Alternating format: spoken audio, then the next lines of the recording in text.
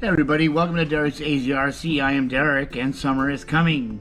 This is a quick little video about, I guess you can guess, batteries. I'm doing this video because there is a special person. His name is Clifford. Happy birthday. He is going to be getting a Traxxas Haas from his uncle. And I just wanted to make this video to help him understand the pros and cons of Lipo batteries. He's going to have 3S in that in the Traxxas Haas. Welcome to the Traxxas family. We are going to go over some of the different sizes of batteries. I'm going to drop the camera from the top and go through the charger. I just want to start the video with expressing the importance of battery safety. Now, it isn't like the old days where you could just throw like the NiCad batteries on and charge them and then whatever. These batteries have a temperament, and they're, especially when they get really big like this, they start getting very temperamental. These are a potential fire hazard if you're not taking care of them correctly. If you can see over here, I have this little Lipo safe. It's a lined bag, and there's also other people have really nice ones. This is always something good to have, or if you have like an old toolbox to keep your batteries in, that would be a good idea too. Just don't keep it somewhere where don't keep your batteries in your charger somewhere like in the kitchen, or in a vital spot in the house where if something were to happen that it could cause a problem. And I'm not trying to scare you, all right? I haven't run into the situation yet, but there's these batteries need a certain attention to them. To start, we'll go with when you're running them in a vehicle. The Traxxas vehicles have a low voltage cutoff, and what it is you'll notice a drop in power while you're playing with it. And what that is telling you, it's telling you that it's time to stop playing with it. You've got to turn it off from there. You can still hear the servos running, you can hear the fan blowing on the electronic speed control, but you don't want any of these batteries to get below, I think it's like 3.3 volts. And that'll happen if you keep trying to drive it, even though the batteries have gone to its voltage cutoff point. It will give you a warning. When you notice a lot of power is lost to the vehicle, it's time to shut it down and take it in or switch batteries.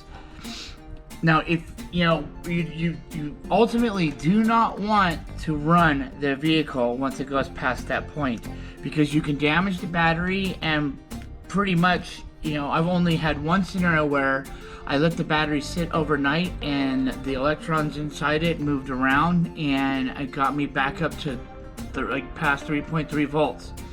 And these chargers that are right here, they'll let you know real fast that there's an issue. This charger right here is a Traxxas one. It's the first one I bought, and I wasn't happy with it because it doesn't let you see what's going on. I know that there's a nicer charger that you can hook up to your phone and all that kinds of stuff. But, needless to say, let's shove that one aside. There's batteries of all different sizes. They all have different kinds of connectors here and there. You can always convert something over to this and that. I personally love these little batteries for my vintage RC or re-release RC cars.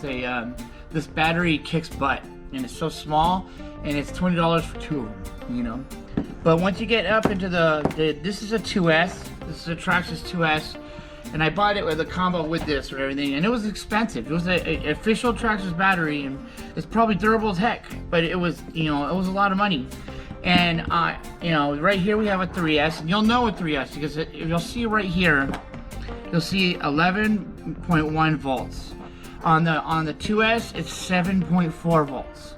On this little battery right here, it's just 7.4 volts. All right. So you want the 11.1 volts setting on the charger. I'm just focusing mostly on the 3S because this is for Clifford. Everybody else, you know what's up with the, you get to the 14.8 volt on the big 4S batteries. Now, being that said, there is certain processes that you do. First one, you get I've got, I'm gonna get right here. I'm gonna go ahead and put this converter in. All right. Always make sure that that you look at your wires if it's available to make sure red is lined up with red. That the polarities are set right. All right. And then you have this guy right here. And then what this is this is the balance port. This helps the charger talk to the battery and vice versa.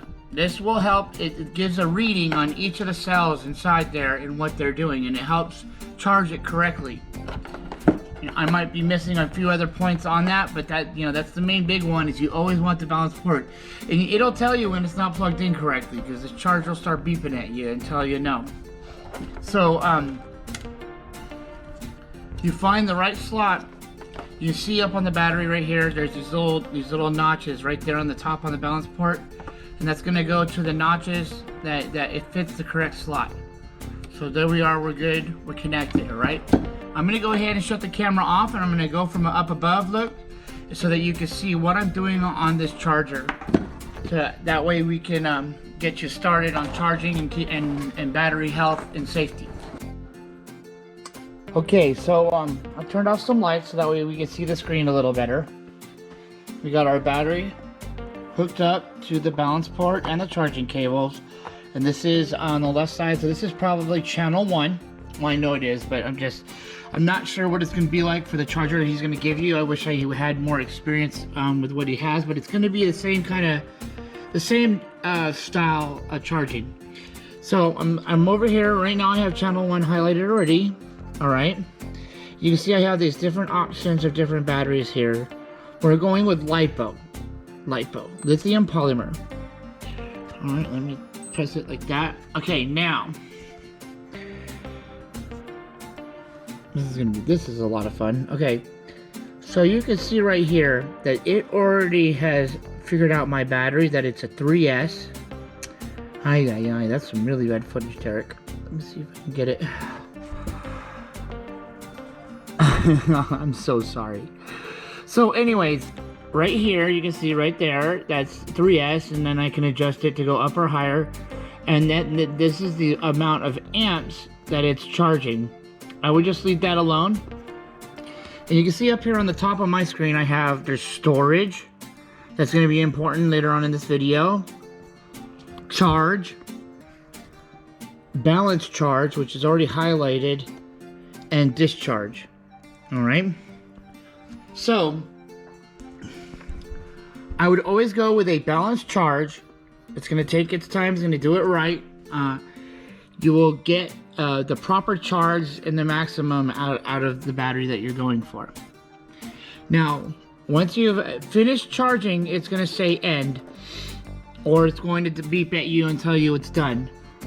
Don't feel bad if you never charge it fully to its maximum and you pull it off and you want to use it, because it in the end what's going to matter is the health of your battery after you're done using it. So now say that you've played with your truck, you've gone out there, used up the battery, the low voltage cutoff has activated in the truck, and the truck is driving slow now. You go ahead and pop the lid off and push the button on the electronic speed control to turn the truck off. You take the battery back. If you're safe, you're done for the day. You're done charging. This is the number one thing you do not want to do. You do not want to leave the battery connected to the truck. Okay? You want to take it out of the truck and bring it back over to this charger right here and hook it all up. And you're going to make sure that it's reading 3S and that it's, whatever the setting is, it's fine. And you're going to come over here to storage. And whatever it is on your charger, I know that I seen it was like a blue charger with aluminum, anodized aluminum. Whatever the digital readout, those are your two main friends, all right? Is balance charge. Let it get it focused. Balance charge. When you want to play with it, make sure it's on 3S at all times, and storage when you're done playing with it. What storage is going to do is it's going to bring the battery up to 50% power. And this is very, very important, because if you don't, then you might as well throw that battery in the garbage, because it's going to be no good in the matter of months. If you got to make sure that you take care of it. I'm sorry that these batteries are temperamental, but you know, once you're done playing with it, slap that puppy on storage charge and let it store away. You know, I know you're getting 2 batteries, so you know, so make sure you stay on top of it. You know, what's nice about storage charge too is that after you're done storage charging, you know, the battery's at 50%. So when you're ready to go play with it finally, you hit it on the balance charge again, and it charges up in half the time it would from the bottom. Now the importance of this is, and I'll go ahead and flip the camera back over to me. Forgive me, I'm holding it. Now, the importance is that if you don't storage charge the battery, it can get dangerously low on voltage, especially if you've already ran it down to its last limit anyways. And if it gets below 3.3 volts, then you can no longer use that battery. This charger will scream at you and tell you it's not happy. It'll tell you that the battery's damaged. And believe me, I hate it when I get that message. It's like my heart drops in my chest, because I realize, oh no, another battery is dead. But anyways, and also because you don't want a battery to get too low, because lo and behold, these batteries, when they get too low of a charge, they become a fire hazard. If they become damaged, they become dangerous. So you want to make sure that you're always putting it at a storage charge when you're not using it. Make it a habit. Everybody, make it a habit when you're using Lipo batteries. I watched a lot of videos to get this, you know, information, and it can't be more important. Especially batteries are expensive, you know, and they can ruin your day when they don't work right, you know. And I can't stress it enough to please remember to put your battery on storage and have so much fun driving that Traxxas Haas, brother. And everybody else out there, I love you all, and thank you, and have a good night. Okay, so this is the little outro video. You know, maybe I should have done it right there in front of you, but since my expensive battery is hooked up to the charger right now, I'm gonna go ahead and put it on storage charge right now. Because what happens is, and then I'm gonna push start, okay? See what's happening? Okay. This battery is low cell. This battery might be bad already. Or it could be because the balance port's not connected correctly. Sometimes that's an issue too. Oh, my heart just dropped to my chest. I love this battery.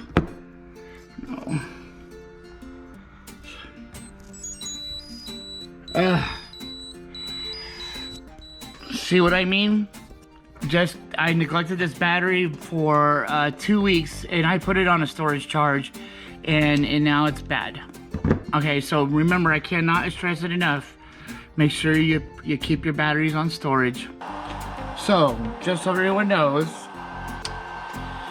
I don't suggest doing it unsupervised, but if that ever happens and the battery goes bad, there's plenty of tutorials on YouTube on how to change the battery to, you unplug the balance port and you put it on the nickel metal hydride setting, and you drop the amps all the way down to the lowest setting, and you slowly charge it for about 10 minutes, and then stop it, unplug the battery, or you don't even need to unplug the battery really, but go back into the menu, switch everything back to Lipo, and I was able to save my battery.